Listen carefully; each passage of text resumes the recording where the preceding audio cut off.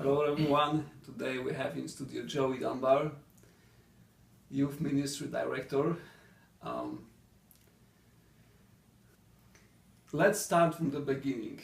You are going to the seminary in August. Yes, I'm going back to the seminary in August. I was a seminary at the Archdiocese starting in 2010 and graduated from St. Joseph Abbey in 2012. And then I discerned out, and the past 2 years I've been working as a director of youth ministry. So I'm going back for my second stint as a seminary for the Archdiocese. So how it was to be the youth ministry director? It was great. I really enjoyed it. It was a great experience. I think we did a lot of good things for the youth, and offered opportunities for the youth to experience an encounter with Christ, and especially with the ACYC, the youth conference at the beach. The kids always love coming to the beach and hanging out, and also receiving the sacraments and having great talks. And we've also done the search retreat program with our youth, so we have 2 search retreats every year, and that's been a really good program for them. And then also the March for Life pilgrimage to DC. We've been doing the March for Life the past 2 years as well. So some good things, and I'm going to miss it, but at the same time I know that passing the torch on, and we're going to hopefully continue offering our youth in the Archdiocese great programs and a good time. So it's been good. It's been a good 2-year ride. So, but I'm excited to go back to seminary and get started with that as well, and continue on the path to the priesthood. So I'm happy to hear that news too. Thank you. What did you like the most as being youth director? I really would say it's relationships. Getting to meet so many of our youth ministers, and working with the priests, the pastors around the Archdiocese, seeing so many of our parishes, the traveling, meeting some awesome, outstanding youth around the Archdiocese. There's so many great memories, from the retreats to the youth conferences, and to just doing simple parish events, speaking at parishes or going to visit parishes. I think that's really what you remember most, is your relationships and those experiences of meeting people and being with people. I think that's what I'll take with me most. And then working on the Archdiocesan level is really nice, to be on the diocesan level, to work with Archbishop Brody and Gwen Bird, and the other directors, for religious education and family life, Pat and Dan. Just being in the office with all of them, that's been a good experience too. You kind of see the macro level of the church. When you're in a parish, I think you're in that micro level, but when you work on the diocesan level, you kind of get to see a little bit more everything, a little bit. It's a different perspective, so that's been really cool too. So you mentioned search retreat.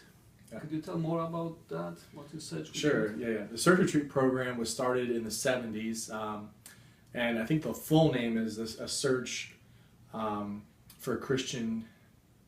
Hold on. The search.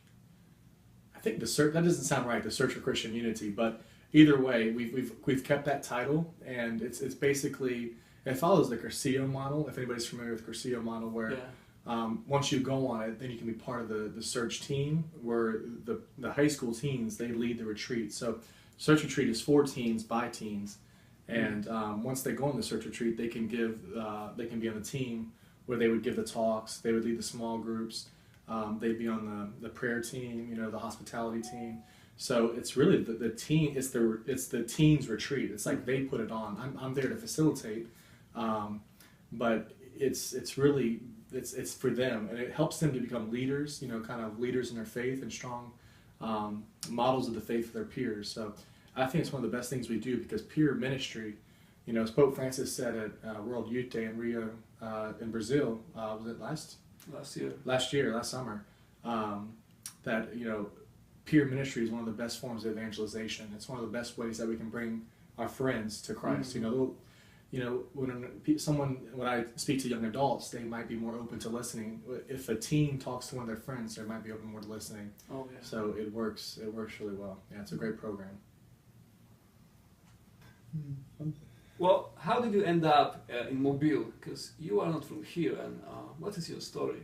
Sure. I was born and raised in Slidell, Louisiana, which is not too far away, about an hour and a half, and which is in the Archdiocese of New Orleans. And my dad his family's from Alabama, near the Montgomery area.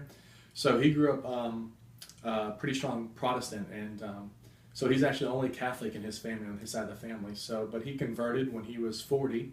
I was in grade school, and he's now a permanent deacon in the church. So that had a big thing to do with kind of my own growth in the faith. So, but anyway, so when I was going to make my decision for college, my dad had went to Auburn, and his dad, so there was some family history there, even though we were living in Louisiana. So I attended Auburn, and it was there with the Campus Student Center that I kind of became more involved in my faith, and really started to live my faith more deeply. And that's where I felt the calling to the priesthood when I was at Auburn. And because of that, I chose to join the Archdiocese of Mobile because, I kind of had my faith experience while I was living in the Archdiocese of Mobile. I had my dad's side of the family, even though they weren't Catholic, I still kind of had my family there. And I just felt like it was a good fit. So that's kind of how I ended up here in the Archdiocese of Mobile. Kind of chose it above the others. So I defected from one and came here. But I love Mobile. I have family in this area too, at the beach. And I grew up coming here for Thanksgiving and summer and stuff, and football games in the fall. And my sister played soccer at Auburn, so I used to go to soccer games for the weekend and then go to the football games. So just kind of grew up, Alabama being my kind of part of me. So I feel very comfortable here in the Archdiocese, and I love it here. So yeah, that's kind of how I ended up here. But I still go back home. My parents still live in Slidell, and I'll go back home and visit and be there. So are you Auburn or Alabama fan? What do you think? Alabama. Is that an appropriate question for this interview? We're trying to get people to. Yes. No, I went to Auburn. My dad went to Auburn. My grandfather. So, I guess you would consider me an Auburn fan. Okay. Just like you, right? Because I live in here, I think I'm more Alabama fan than Auburn. Yeah, this interview's over. Well, we can talk in peace still. Just messing.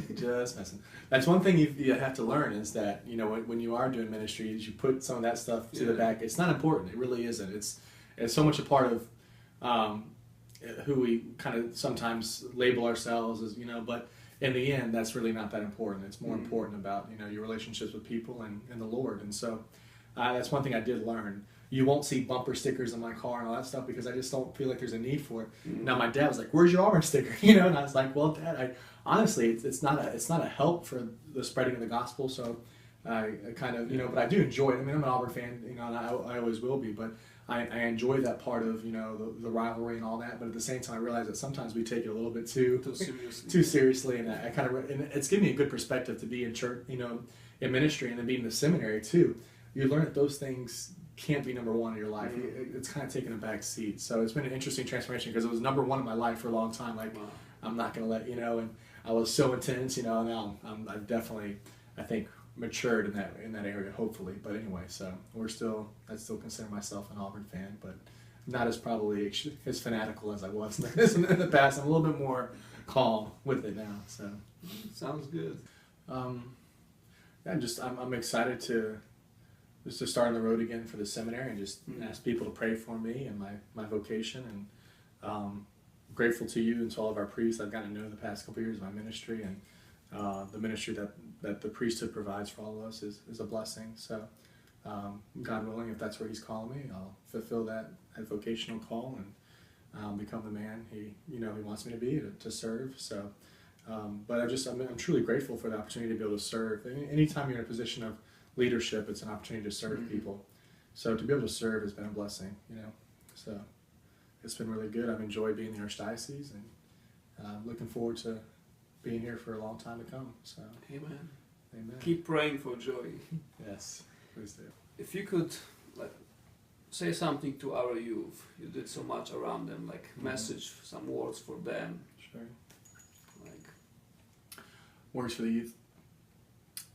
Stay close to the Lord in your prayer life and receiving the sacraments, especially as you go into college. I think that's a real critical time in your life where you want to know who you are. You want to know what's important to you. And so don't take your faith for granted. Don't make it something that's kind of extracurricular. Make it something that's a priority to you, that's really a part of who you are. That you are a Catholic young man or woman, and that's a part of your identity, that I'm Catholic. And so if there's one thing I give you advice as you move on, is just make sure it's a genuine choice to choose the Lord, and it's not something that you just do part-time, that it's something that's a part of you. It's full-time. It's your life. I'm a Catholic young man or woman, and I love my faith, because there's definitely going to be challenges as you grow older and you go into college to stray from your faith. So know that your Catholic faith is a beautiful, beautiful gift from you, and that the Lord loves you very much, and He's always there to forgive you and to be with you and to strengthen you. So know what a gift it is to have your Catholic faith, and if you ever find yourself falling away, know that the Lord's always there, that the Church is always there to open its arms to you and take you back and be with you always. So, but always just know that the Lord's there with you. So, Amen. Thank you, Joey. Thank you, Father. Appreciate it. Good to be on the show. Yeah.